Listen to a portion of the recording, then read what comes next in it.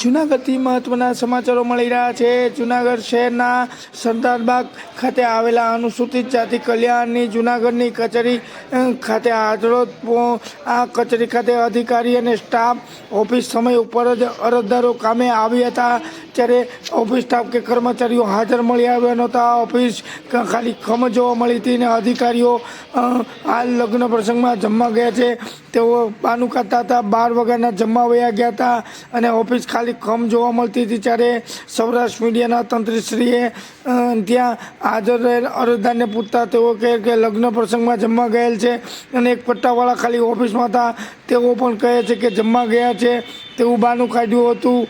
ને અહીંયા અરજદારે કહેવા મુજબ અહીંયા પત્રકારો કવરેજ કરવા આવ્યા હતા, પરંતુ મીડિયાના તંત્રી તરીકે રવિન્દ્રભાઈ કંસારા કવરેજ કરવા ગયા, જ્યારે અધિકારી ઓફિસે તાત્કાલિક પહોંચી મીડિયાના જે સૌરાષ્ટ્ર મીડિયાના તંત્રી મીડિયા મિત્ર કવરેજ કરતા હતા, ત્યારે તેઓને કહેલ કે તમે પત્રકાર છો તેવી ડિગ્રી આપો, તમે કેટલું ભણેલો છો, ક્યાં ભણ્યા છો, અને તેમ કહીને ડરાવવા ધમકાવવા લાગ્યા હતા અને આઈ કાર્ડની ઝેરોક્ષ લઈ આવ અને તું તે શેનો કોર્સ કર્યો છે, કઈ રીતે કોર્સ કર્યો છે, તે અનુસૂચિત જાતિ કલ્યાણ ઓફિસના અધિકારી સરવિયા દ્વારા પત્રકારોને ડરાવવા ધમકાવવાની વાત કરી હતી અને અધિકારી વાત કરીને મીડિયાને કવરેજ કરતાં રોકી ન શકાય તેવો સુપ્રીમ કોર્ટનો આદેશ છે અને સુપ્રીમ કોર્ટે મીડિયાને ચોથી જાગીર ગણી છે અને મીડિયાને કવરેજ કરતાં રોકી ન શકાય તેવા સુપ્રીમ કોર્ટની ગાઈડલાઈન હોવા છતાં આમ છતાં પણ મીડિયા મિત્રને કવરેજ કરવામાં રોકવામાં આવ્યા છે અને આ અધિકારીએ સુપ્રીમ કોર્ટની ગાઈડલાઈનનો ખુલ્લો ભંગ કર્યો છે। ત્યારે આ અધિકારી સામે સુપ્રીમ કોર્ટની ગાઈડલાઈન મુજબનો ભંગ કર્યો છે, તે મુજબ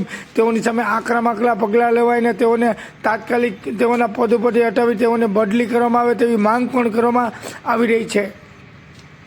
જૂનાગઢથી એક મહત્વના સમાચાર, પત્રકાર સાથે દાદાગીરી અને જે રોપ જમાવતો આ અધિકારી કોણ છે, અધિકારી કઈ રીતે વર્તન કરે છે તે પણ તેઓને નિયમનું ભાન પણ નથી, કાયદાનું ભાન પણ નથી અને પત્રકારને ડરાવવા ધમકાવવાની વાત કરે છે તો સામાન્ય પબ્લિકનું શું કરતા હશે તે પણ એક ચર્ચાનો વિષય છે। ત્યારે આ અંગે પત્રકાર મિત્રે પોતાની તીખી પ્રતિક્રિયા આપતા જણાવવામાં આવ્યું હતું કે कौन बोलिए। हाँ किया था।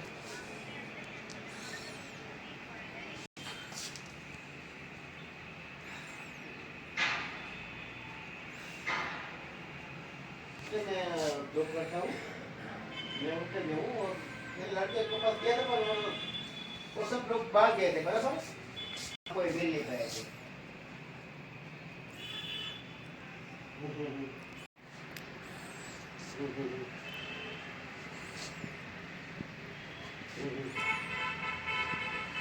हाँ तो ये पोस्टर में कर दो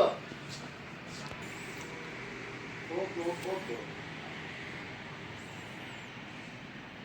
है आप पान कार्ड है ओके પડે આ બધું નહીં તો બરોબર તમે જાતે છો ભાઈ, અમારી નોકરીનો સવાલ થતો હોય।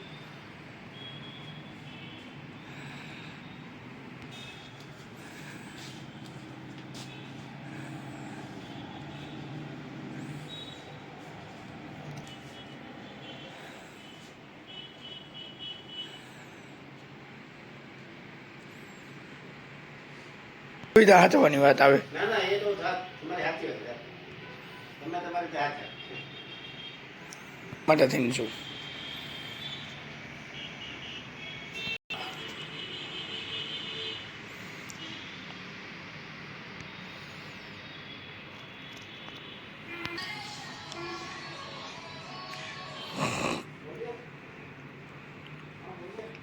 કરી લેવાનું।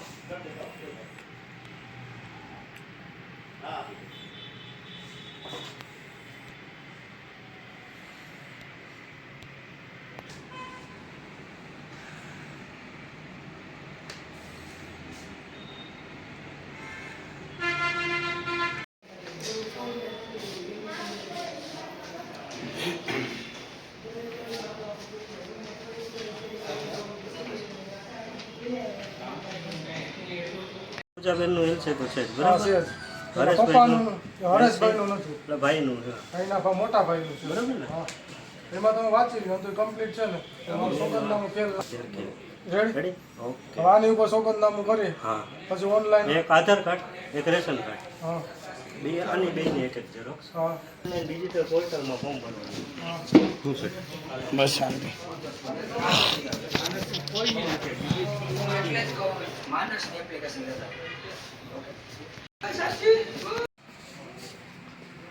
અડધા આવે ને એ લઈ લઈએ હવે. અડધા આવે બતાવી દઈએ. એક મિનિટ અડધા રૂપિયા તમારી ભાઈ રાખો ને. એક જ મિનિટ.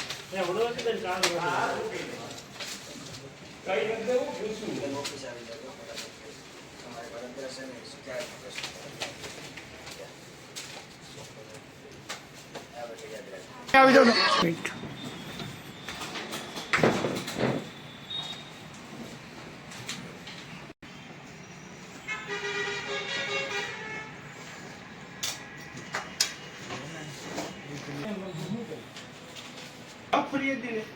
અમારી પાસે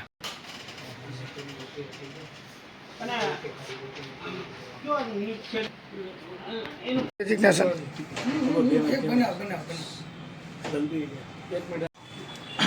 ખરેખર તો આજે હા સાહેબ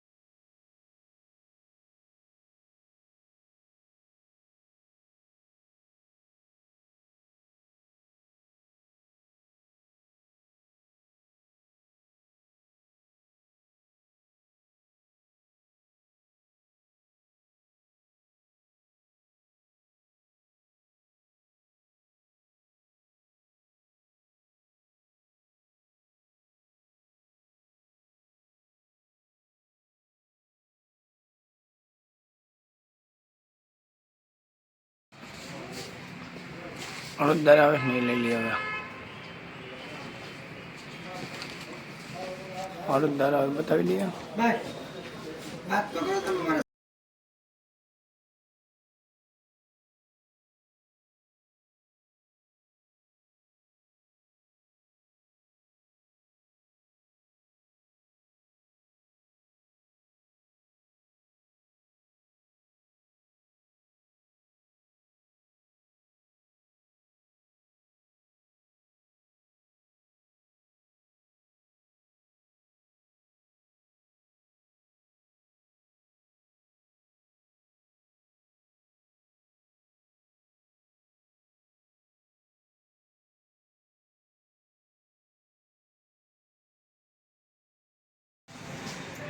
મારું નામ પીડી સરવૈયા, નાયબ નિયામક અજા.